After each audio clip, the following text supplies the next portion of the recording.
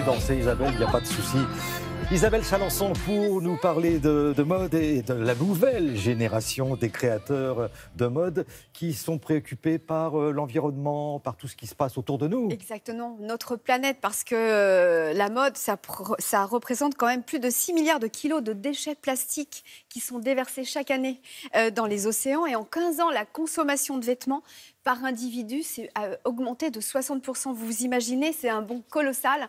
En France, c'est plus de 600 000 tonnes de vêtements qui sont mis sur le marché chaque année. Donc, il y a quand même un problème parce que tous ces vêtements, il y a un moment, on en a un petit peu assez. Qu'est-ce qu'on en fait?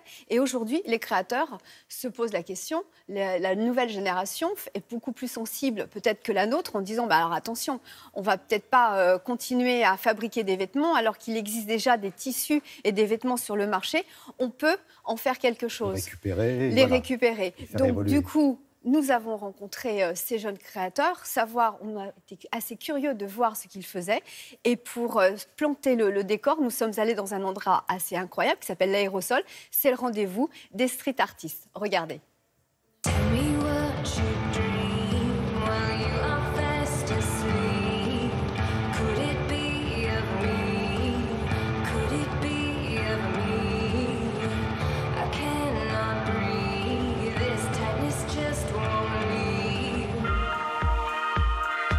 Quand on sait que l'industrie textile est une des industries malheureusement les plus polluantes au monde, il faut se retourner vers quelque chose de plus équitable et savoir customiser ses vêtements, en acheter moins.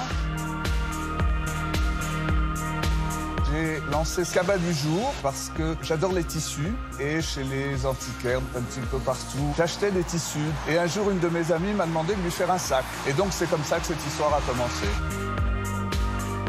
Les nouveaux chiffonniers, ça a été lancé parce que d'abord je me retrouvais moi-même avec un stock de chemises que je ne portais plus. Je les ai mélangées, c'est-à-dire j'ai pris la manche d'une chemise, le corps d'une autre, une poche d'une autre pour en faire des vêtements, toujours dans l'esprit de jeter moins, de réparer plus.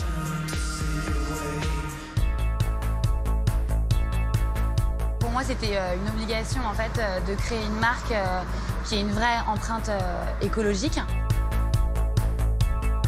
Le style de Loose, c'est vraiment de mettre en valeur la morphologie de la femme. Donc on est sur des modèles assez sexy, très élégants et principalement l'une pièce. On a lancé des maillots de bain en filet de pêche recyclé. C'est en fait du plastique qui a été repêché dans les océans, qui a été transformé. On reverse 8% des ventes de cette collection à la fondation Good Impact d'Alexandra Cousteau, qui s'occupe en fait à la fois d'éduquer les mentalités et également de nettoyer les océans. Je recycle tout ce qui existe et je pars sur une base déjà existante pour retravailler et donner une seconde vie à ces vêtements-là. Ma marque s'appelle Ornement. Mon style, c'est plutôt streetwear avec quelques petites touches assez chic et surtout du déconstruit. Dans la customisation du vêtement, j'adore retrouver l'histoire du vêtement sur les vêtements qui existent déjà et qui ont plus de 20 ans ou 30 ans. La fabrication, c'est incomparable. Pour moi, la mode unisexe, c'est quand même beaucoup plus simple. Ça touche un public qui est plus important. Et surtout, j'aime bien les femmes qui portent des vêtements d'hommes.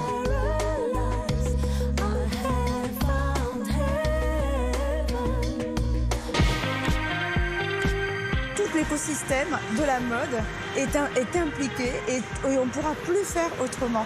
On a des grands groupes, mais on a aussi les jeunes créateurs ou des piliers de cette mode éthique comme moi et d'autres qui avons dit depuis des années qu'il faut vraiment qu'on réfléchisse à consommer autrement. Sakinam, ça, c'est les poubelles de la haute couture. On reconnaît vraiment notre patte parce que c'est des tissus recyclés, parce qu'il y a des messages. Par exemple, le slogan Wonder Womaniste, c'était vraiment une manière de dire les femmes, elles sont merveilleuses, elles font des enfants, elles dirigent des sociétés aussi. Des messages qui sont positifs et optimistes. Voilà, rien ne se perd, tout se récupère, on fait des choses assez incroyables. Oui, parce que même les baskets qui étaient dans le sujet, elles sont faites avec un fil qui est issu du recyclage des bouteilles plastiques. Et le but aujourd'hui, c'est de pouvoir, dans l'avenir, c'est de récupérer ces baskets et puis de les recycler, puis d'en refaire des nouvelles. Donc c'est vraiment, aujourd'hui, il faut sensibiliser les créateurs, les marques, en se disant, voilà, on crée, mais qu'est-ce qui va se passer après? Il faudrait déjà, en créant, penser au recyclage. C'est vraiment le problème majeur, mais il y a plein de sociétés aujourd'hui qui récupèrent les tissus, les vieux vêtements, on les ramène contre des bons, voilà, donc ça bouge et on fait très attention à notre planète. Donc ce qu'on vient de voir, là, les créateurs là, qu'on vient de découvrir, sont les grands créateurs de demain, a priori. Oui, et puis même Sakina aime ça, c'est pas plus, nouveau, ouais. ça fait des années, elle a été là, vraiment pionnière en disant, voilà, faites attention, comme elle dit, je fais les poubelles de la haute couture, elle va récupérer les tissus parce que c'est quand même bête de jeter tous ces beaux tissus et elle refait des collections. Donc voilà, chapeau et merci à tous ces créateurs qui pensent au futur et à notre planète de demain. Et merci à vous Isabelle. On va